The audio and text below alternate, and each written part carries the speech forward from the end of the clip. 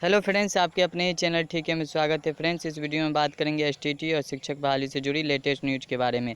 जैसा कि दोस्तों पता है आपको कि विधानसभा में मानसून सत्र चल रहा है और उसमें जो विजय कुमार चौधरी शिक्षा मंत्री हमारे, उन्होंने स्थिति स्पष्ट कर दी है। अब तक महिलाओं ने ये आस पाल रखी थी कि उन्हें 5% की आरक्षण मिलेगी, लेकिन उनका बयान से स्थिति स्पष्ट हो गई है। उन्होंने कल संजय कुमार जी के क्वेश्चन के जवाब में उन्होंने स्पष्ट कर दिया कि महिलाओं को आरक्षण मिलने वाला है कि नहीं मिलने वाला है। जो 5% आरक्षण की बात हो रही थी, उसी से जुड़ी आज का न्यूज़ है।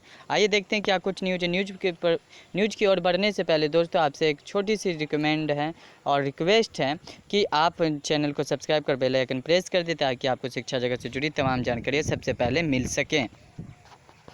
दोस्तों आप स्क्रीन पे देख रहे होंगे, यहाँ पे लिखा हुआ कि हाई स्कूल शिक्षक नियोजन को 18 अगस्त से 17 सितंबर तक लिए जाएंगे आवेदन। जिन अभ्यर्थियों ने पहले आवेदन किए हैं उन्हें फिर से आवेदन करने की आवश्यकता नहीं है। ये छठे चरण से जुड़ी न्यूज़ है। इसको डिटेल्स में पढ़ने से पहले पढ़ते हैं। एसटीटी 2019 के लिए महिलाओं को अलग से उत्तीर्णांक में 5% की छूट नहीं, ऐसा कहना है शिक्षा मंत्री जो है हमारे विजय कुमार चौधरी, उन्होंने विधानसभा में कहा है। और आपको पता ही है विधानसभा में कोई भी बयानबाजी ऐसे नहीं किया जाता है, आधारहीन नहीं किया जाता है, उसको कोई बेस होता है।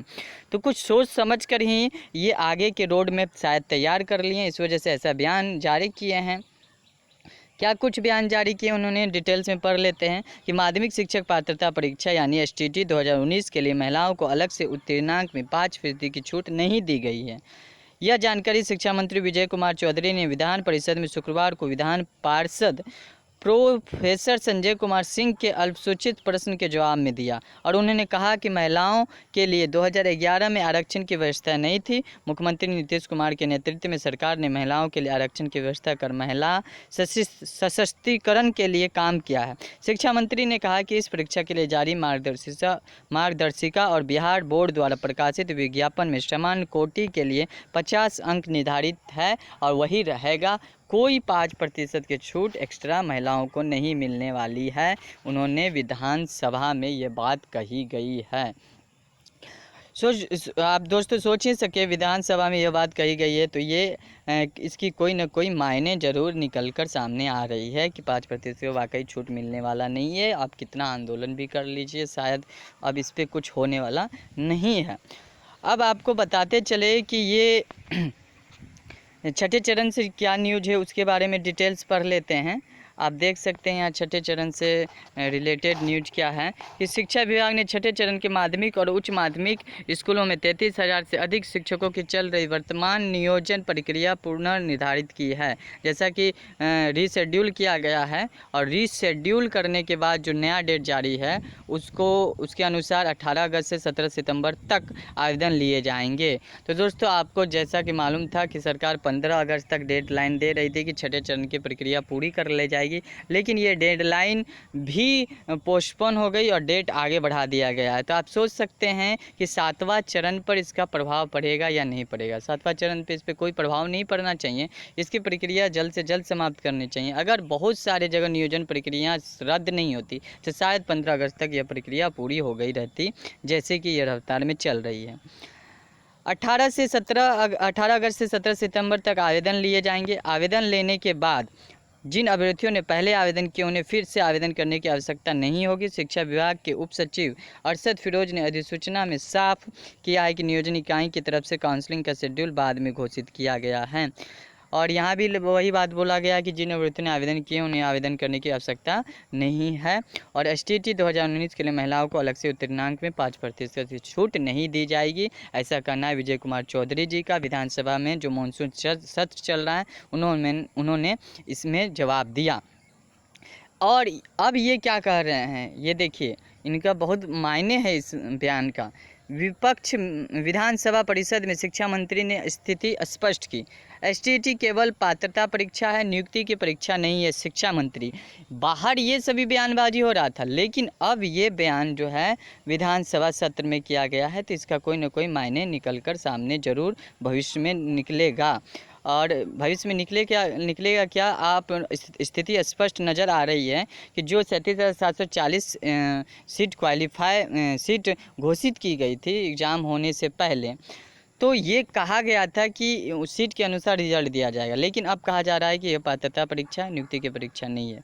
शिक्षा मंत्री विजय कुमार चौधरी ने शुक्रवार को विधान परिषद में कहा कि एसटीटी केवल पात्रता परीक्षा है, यह नियुक्ति के लिए होने वाली परीक्षा नहीं है। ऐसे में एसटीटी को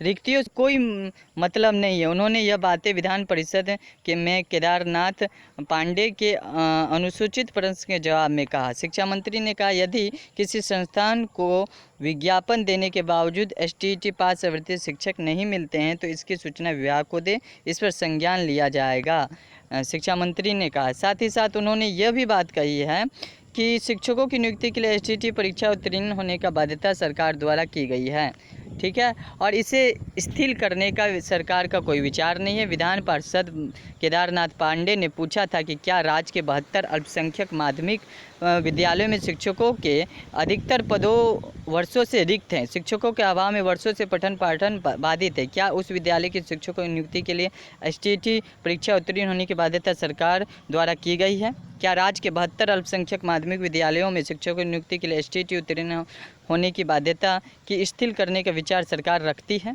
तो ये सभी वाद विवाद में सवाल पूछे गए। सवाल में बहुत सारे जो अभी स्थिति स्पष्ट नहीं थी वो भी हुई। वेतन देने में अधिकारियों की मनमानी पर सूचना दे, ये ऐसा कहना है शिक्षा मंत्री विजय कुमार चौधरी का। इस साइड आप देख सकते हैं दाया साइड, कोरोना काल में 693 शिक्षकों की हुई मौत। आप इस खबर को पॉज करके, वीडियो को पॉज करके पढ़ सकते हैं। तो इस वीडियो का बनाने का मकसद ये था कि महिलाओं को जो 5% आरक्षण देने की बात जो हो रही थी वो अब नहीं दी जाएगी। माध्यमिक शिक्षकों की नए सिरे से बहाली हो गई। यहाँ भी यही बात कहा गया है कि महिलाओं के लिए सीट आरक्षित, अंक में छूट नहीं। शिक्षा मंत्री विजय कुमार चौधरी ने कहा कि सरकार ने सभी नौकरियों में महिलाओं के लिए 35% आरक्षण दे दिया है। उनके लिए आरक्षित पद किसी भी हाल में महिला अभ्यर्थी से ही भरा जाना है। अगर सीट खाली रह जाती है तो रह जाए, लेकिन वो महिला अभ्यर्थी से ही भरा जाएगा। लिहाजा अब एसटीटी में अलग से 5% छूट देने का कोई मतलब ही नहीं है। उनका ये कहना है, इस आधार पर वो 5% की छूट अब महिलाओं को नहीं देंगे। मंत्री विधान परिषद में शुक्रवार को प्रोफेसर संजय कुमार सिंह के अनुसूचित प्रश्न का उत्तर दे रहे थे और उन्होंने कहा कि एसटीटी 2011 में महिलाओं को उत्तीर्णांक में 5% का लाभ दिया गया है, जिनका नियोजन अभी हो रहा है। लेकिन एसटीटी 2019 उत्तीर्ण में समान कोटि के लिए 50% अंक, SC ST और पिछड़ा वर्ग दिव्यांग के लिए 45% अंक लाना निर्धारित था। महिलाओं को अलग से उत्तीर्णांक में 5% की छूट नहीं दी जाएगी।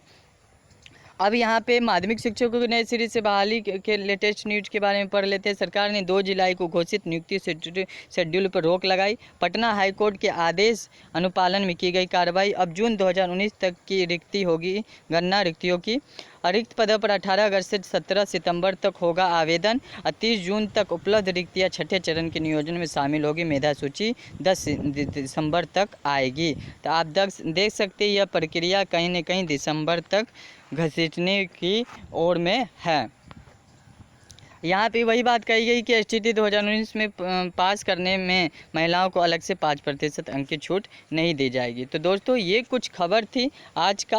राज्य सरकार ने, शिक्षा विभाग ने प्रदेश के सरकारी माध्यमिक, उच्च माध्यमिक, हाई स्कूलों के लिए 30,020 पदों पर चल रही छठे चरण के नियोजन की प्रक्रिया को तत्काल प्रभाव से रोक दिया। 2 जुलाई को जारी शेड्यूल पर रोक लगाते हुए अब नए सिरे से बहाली की प्रक्रिया की घोषणा की है। इसके तहत 2 अगस्त से रिक्त पदों की गणना से लेकर अगले 5 महीने में 10 दिसंबर तक अंतिम रूप से चयनित मेधा सूची को जिला में NIC की वेबसाइट पर अपलोड की जाएगी। तो ये कुछ थी। 1 जनवरी 2019 से 30 जून 2019 की अवधि तक रिक्तियों की गणना करेगी।